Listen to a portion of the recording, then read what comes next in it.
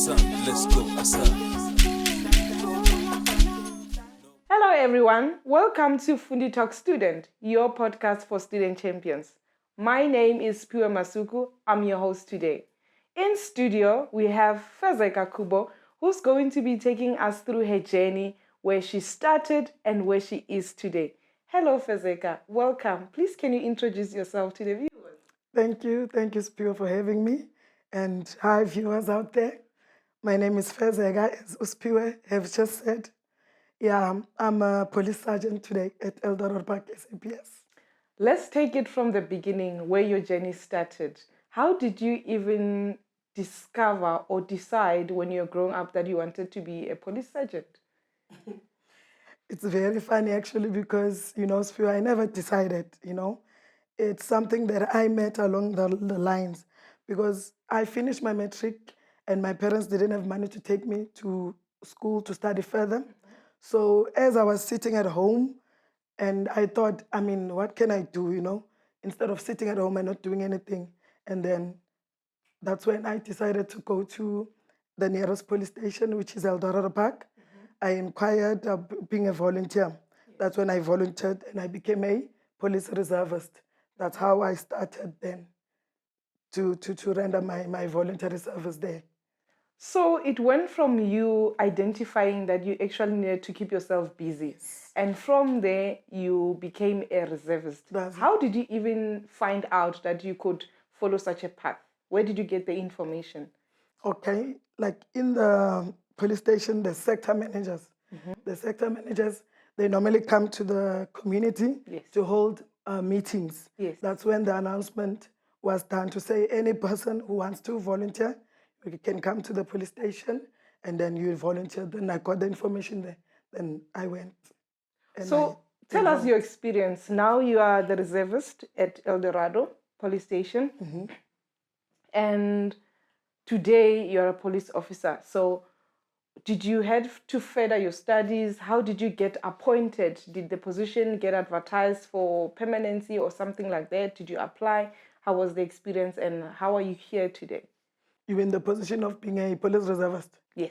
Yeah, you had to go to the station. You meet there's a designated sergeant who's recruiting. Yes. You fill in the form and then they tell you their prerequisites to say that if you are volunteering, you need to make sure in a month's time you have accumulated 16 hours. Okay. So whether you are working or not working, as long as in a month you could have accumulated that 16 hours, meaning you are active on the system. Yeah. So you fill in those forms, they tell you the requirements, and then voila, you start, you go fetch uniform. Yeah, you become just like a normal police officer. Now you are on the ground, so I'm just imagining how was the experience, putting on that uniform and actually, with the importance and the responsibility that comes with the uniform and everything, because now the community is looking up to you, the youth is looking up to you, and you've just made this big commitment. I'm not sure at that moment you realized or what, but how did it feel? Yeah.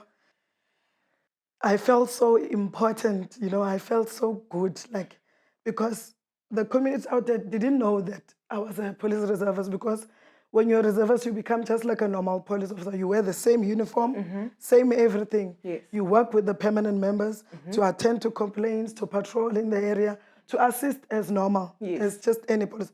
So, young people, old people from the community used to come to my house to ask for information, to report cases to me, I was like, wow. Oh my God. So I used to assist, in that manner. So I felt so important and so good, and it made me feel that, which means I'm made for this, I can do this, what I mean? Hence, when time went by, I had to go through the driving license process to obtain my license. Then I decided, no, I have to apply, to become a permanent member, what I mean? So that's how it all went.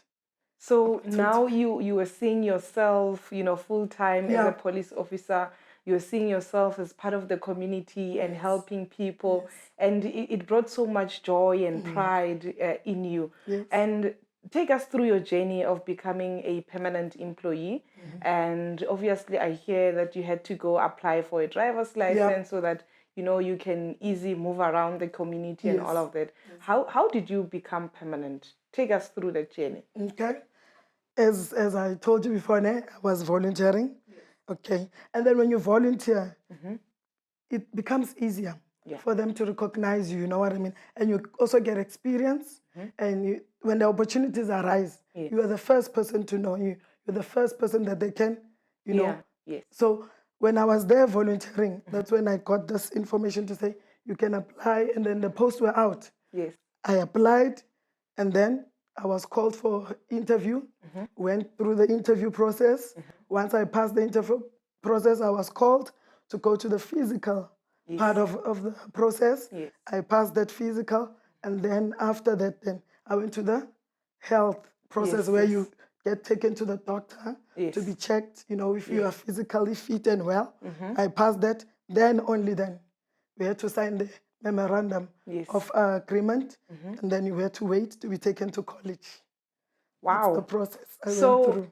any studies? So now you studied as a matriculant. You went into becoming a reservist, and there were posts that were advertised. You applied, and then you went through all these necessary processes with the HR and the recruitment part. And now you're permanent. Studies? Did you go back to school? Did you consider any courses, anything like that? Yeah, definitely. Because with me, ever since I was at school, I love education. Yes. I love studying. Yeah. So immediately when I became permanent, I decided that, you know what, I'll have to go back to school and to study something related to my field so that I can give better service to the community, to understand the field that I'm in. Yes. So when I was permanent, I decided to inquire around. Okay, I'm working. Where can I study? Yeah. Which distance learning institution can assist me? Yeah. Then that's when I realized there's UNISA. Okay. I went to inquire, and that's why I got all the information to say that the studies cost this much. And then, unfortunately, with the salary, I said I couldn't use my whole salary because I still have my family to feed, you know what I mean? Yes. So then I got information that there's Fundi. By then, it was not called Fundi. It was called an educational loan. Okay. You can see how old I am. Giving it away. It was called educational loan. Yes. So I applied for the educational loan. Very easy, I thought that it's going to be difficult. I thought it's the same as those loans that you have to apply for. They'll have to check your credit checks and all that. But then, as long as you have your pay slip, your ID, your proof that you have registered, and you are a government worker, simple as that. That's how I started studying my diploma in policing. And I must say today, I'm a graduate, you know what I mean? Yes, And I'm happy. I'm proud, because in my family, to be honest, no one have reached that stage. So for me, it's an honor and generation. Yeah, you know the what pride I mean? and joy. Yeah, The community as well. exactly. So now you are permanently in this SAPS and you are pursuing your studies. Now you're a graduate. Yes. Tell us about your life now, your success story, what you've been through after completing your studies. Where are you now? What do you do? Okay. And are you still part of the community and you still feel the importance and the pride, every day when you put on your uniform and go out there to, render your service and do your job? Yes. Yeah, definitely. I still feel as important as those years, And now I feel much more important because now at least I also have something, to feed my family. Yes. Whereas back then it was just difficult because you were just volunteering, and then come month end, your family is thinking, how you're a police officer, must be wearing a uniform, but then, month having end, to explain. no. But now with that benefits, it's much easier. And now I'm happy at work. I'm now a communication officer, which is my line. You know what I mean? This is what I've always wanted to do, something related to media. So I'm busy studying now for a degree in communication. So I have a background now. I've got a diploma in policing. I've got a background now of how policing works. The sections and everything else. Now I'm moving back to communication. So I'm definitely happy where I am right now, and I'm willing to go further. So I like how you say my line now. Yeah. So meaning that, for so many years you've had this dream, but also with you having the dream, you had to realize it, going a different route that eventually brought you back to, what you wanted to be and what you wanted to do. That is correct. You are now a communications manager. To all these other youth out there who are possibly sitting in your position when you completed your matric and are saying, no, I can't go into, SAPS because you have to be on the streets and all of that. Some of these things is because of lack of knowledge. What would you say to them? What are the opportunities that are within, the field itself, and what should they be looking at? How should they behave? Where should they start? Can we just guide them through that process? All right. I personally think it starts with you. You need to know yourself first, know who you are, and know what you want in life. If you can start there, then at least you'll have a direction. Because if you don't know who you are or what you want, then you'll be all over the place. Your body parts will be all over the place. You know what I mean? So it's better if you know yourself, and then you'll be able to choose where you want to. SAPS has got a lot of career paths. You're not only going to be on the streets.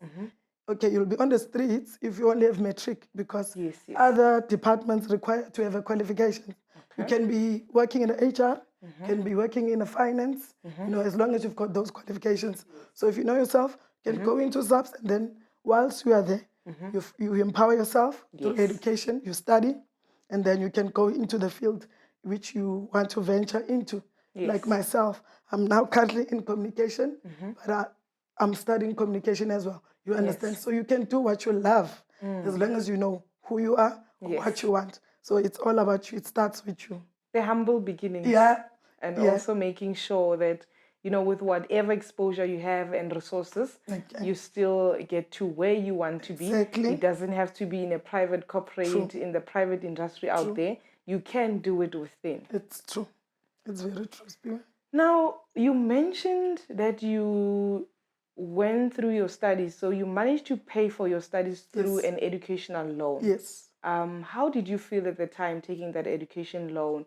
And for someone who's thinking, anything that has to do with a loan, has a lot of high risk and all of that, for you to have taken an education loan, what are the benefits that came with that education loan, and how are you feeling about making that decision today? Fortunately enough, I want to say I'm not regretting it, I'm not regretting. Even today with this communication degree, I'm still using that educational loan because it makes life easier instead of paying for on your own, you know what I mean? So it makes things much easier because you pay it in installments. So it's much easier and less burden. You'll be able still to look out for a family because now you're paying it in smaller monthly terms, installments, you know what I mean? So I am not regretting anything, and I would advise other people to use it. How did you qualify for the loan? Tell us what was required from you. Is the loan still available, and who can apply for it? Can your colleagues apply for it? Can all the members that just got permanent and want to pursue their careers apply for the loan? What would you say to them in terms of the information that they require to get the loan? Okay, definitely. As long as you are working, they can be able to apply for the loan. You just need to have your IT document. You need to have proof that you have registered, the proof of registration, and then you need to have your payslip. Those are the three important things. And then you can go into any branch of UNISA or whichever institution you have decided to go to, and then you submit those documents, and then they'll assist you. And it doesn't take long. Plus minus 2 to 3 days, your loan will be approved. You'll get an SMS that tells you that you have been funded.